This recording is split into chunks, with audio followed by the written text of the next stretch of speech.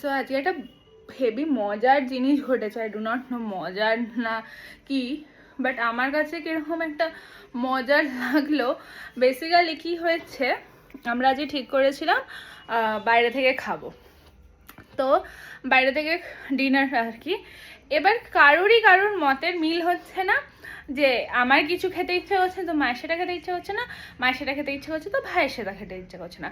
তো আমরা আলাদা আলাদা জায়গা থেকে অর্ডার করলাম। ইভেন মানে এতই মজার যে আমি আজকে ব্লিঙ্কিট থেকেও অর্ডার করেছি। সেটাতে আমার আগে কোনো দিন এরকম হয়নি। দুটো ডিফারেন্ট স্টোর থেকে একসাথে অর্ডার করেছি, বাট দুটো ডিফারেন্ট স্টোর থেকে দুরকমভাবে অর্ডার এসছে, আলাদা আলাদা। তো দেখাই চলো। তো এটা আমাকে একটা আলাদা রাইডার দিয়ে গেছে। এর মধ্যে আমাদের সবারই খাবার আজকে আলাদা আলাদা জায়গা থেকে অর্ডার করা হয়েছে আর কি।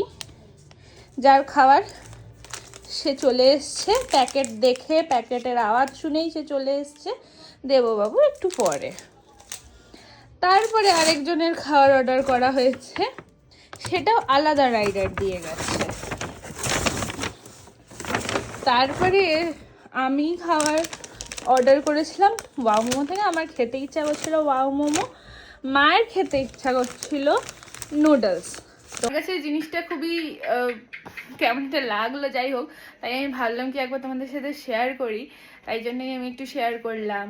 আর বাবা বাই দি ওয়ে বাইরের খাবার খায় না, তো বাবা ঘরের খাবারই খাবে। আর এটা হচ্ছে ভাইয়ের অর্ডার।